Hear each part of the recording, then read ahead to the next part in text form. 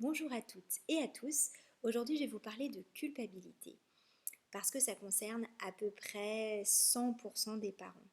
Et je vais vous donner des pistes aussi pour reprendre le pouvoir sur certaines situations et ne plus les subir en permanence. Donc, comme vous savez, on est dans une grande période de transition éducative. C'est-à-dire qu'il y a beaucoup de parents qui essayent de faire autrement que l'éducation qu'ils ont reçue. Et comme toute transition, ça peut être très compliqué et il y a des périodes de va-et-vient, de doute. Vous allez choisir une direction puis changer de cap. Tout ça, c'est vraiment normal parce que vous avez vraiment des repères à réinventer. C'est très difficile de donner ce qu'on n'a pas reçu. Et donc, il va y avoir deux discours, il peut y avoir deux discours principaux comme ça, assez opposés, qui s'entrechoquent à l'intérieur de vous. Il va y avoir le côté plus bienveillant de il faut s'occuper de l'enfant, il faut lui donner, répondre à ses demandes, jouer avec lui, ne pas lui crier dessus, ne pas le punir. Et l'autre discours où il faut un cadre, il faut des limites, il faut absolument que... Il faut pas que ça devienne un enfant roi et c'est moi qui décide parce que je suis le parent, je suis plus expérimentée. Et donc voilà, ça va être aussi beaucoup finalement des injonctions. Les deux côtés, ça peut être des injonctions d'une part de votre éducation, d'autre part de la société, voilà, il va y avoir les informations que vous lisez autour de vous. Il y a beaucoup, beaucoup de choses finalement que vous allez avoir à l'intérieur de vous et donc douter très, très, très, très, très souvent. Je voulais vous donner un exemple plus concret. Prenons un enfant de 6 ans qui a du mal à s'endormir et qui va, je ne sais pas, vous demander plein de verres d'eau, d'aller aux toilettes plusieurs fois. Et ça va profondément vous énerver parce que, pour plein de raisons d'ailleurs. Et donc, au final, vous allez vous énerver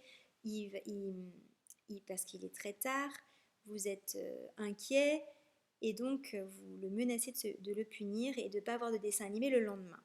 Et arrive le lendemain, vous allez soit tenir votre punition, soit vous n'allez pas la tenir et vous allez lui dire ok, tu peux regarder le dessin animé. Dans les deux cas, vous allez vous poser beaucoup, beaucoup de questions. Le premier cas, vous allez vous demander si de le punir, est-ce que c'est vraiment juste? Et le deuxième cas, vous allez vous dire, mais en fait, est-ce que vraiment, si je laisse tout passer, je vais être encore crédible? Et donc, ce que je voulais vous dire, là l'objet n'est pas les punitions, mais simplement si vous pensez vraiment à la relation, parce que la parentalité consciente et vivante se base sur la relation avec l'enfant et prend en compte les besoins du parent et de l'enfant. Donc c'est respectueux des deux parties et pas seulement d'un côté. Donc, euh, donc il est important de voir que en fait la punition, est-ce que ça vous met vraiment est-ce que vous êtes à l'aise avec ça? Est-ce que vous êtes à l'aise de punir votre enfant au niveau de la relation? Si vous êtes à l'aise avec ça, voilà, moi j'ai rien à dire. En fait, si en revanche, si vous n'êtes pas à l'aise avec ça, ce qu'il est important de voir, c'est que vous en avez vraiment marre de cette situation et que ça vous a amené à le punir ou à le menacer de le punir. Et ça, c'est très très très important de le prendre en compte. Et la deuxième, pour l'autre possibilité de revenir sur sa décision et de ne pas le punir, votre enfant s'en remettra. Voilà, c'est peut-être pas agréable de recevoir une menace de punition sur le moment où il se couchait et en même temps, comme je vous ai dit, vous étiez à bout et vous vouliez vraiment qu'il se couche. Donc, revenir sur votre décision lui montre aussi que vous êtes humain et pas forcément que vous êtes complètement incohérent. Non, vous êtes humain, vous doutez, et soyez transparent avec lui. Vous pouvez lui dire que vous êtes en transition justement, que vous essayez de faire autrement que ce que vous avez reçu et que c'est pas toujours simple. Et je pense que les enfants ont besoin d'entendre ça aussi. Donc pour reprendre, le fait de prendre en compte que vous en avez marre de cette situation, il y a trois choses pour moi importantes. La première, pour sortir un peu de de cette insatisfaction, de cette frustration, de cette irritation. Vraiment, vous en avez marre que ça se répète. La première chose, ça va être de savoir exactement qu'est-ce qui se joue pour vous. Est-ce que vous avez la pression de la société? Est-ce que c'est parce qu'un enfant doit dormir à 20 heures? Parce que c'est très culturel finalement. En Espagne, les enfants se couchent à 22 heures par exemple. Donc, donc est-ce que c'est ça qui vous pèse? Vous avez l'impression d'être un mauvais parent parce que votre enfant se couche à 21 heures ou à 21h30? Est-ce que vous êtes inquiet pour son quota de sommeil parce que le lendemain vous vous levez peut-être à 6 heures ou à 7 heures? C'est un gros dormeur ou pas du tout? Est-ce que vous trouvez qu'il n'est pas si fatigué que ça, mais vous êtes vraiment persuadé qu'il faut qu'il ait 10 heures, 12 heures de sommeil? Euh, voilà, donc dans les faits, est-ce qu'il est vraiment, vraiment fatigué et est-ce que c'est si grave s'il se couche un peu plus tard? Ça peut être tout à fait un besoin d'avoir du temps pour vous, d'arrêter, de ne plus avoir de sollicitations et vous avez le droit de souffler après une journée éprouvante. Et la deuxième chose importante, ça va être d'explorer un peu son côté à lui. Est-ce qu'il a vécu des stress? Est-ce qu'il est dans la famille, il y a des choses difficiles qui se passent en ce moment?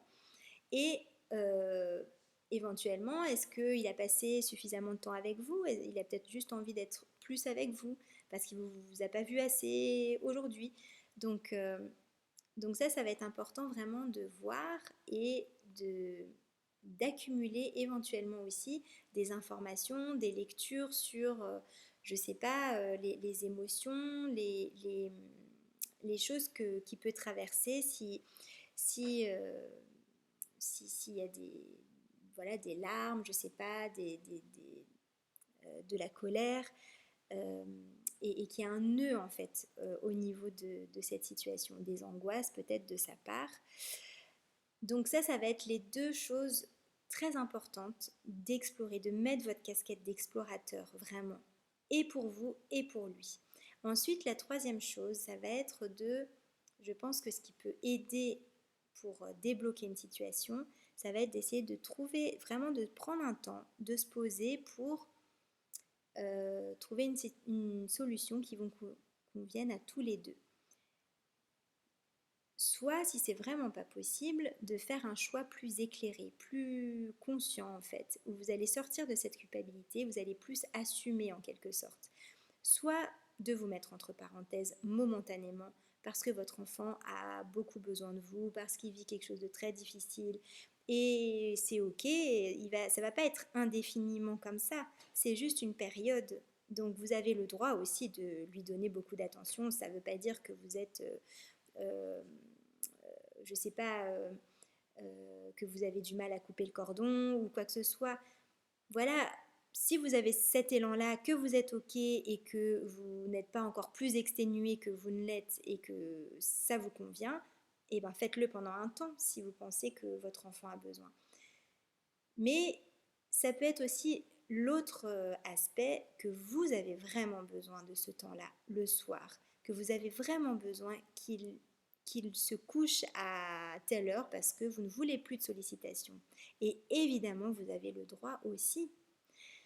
Donc, d'avoir identifié quel est le souci pour vous exactement, ça va être plus simple de lui exprimer en fait.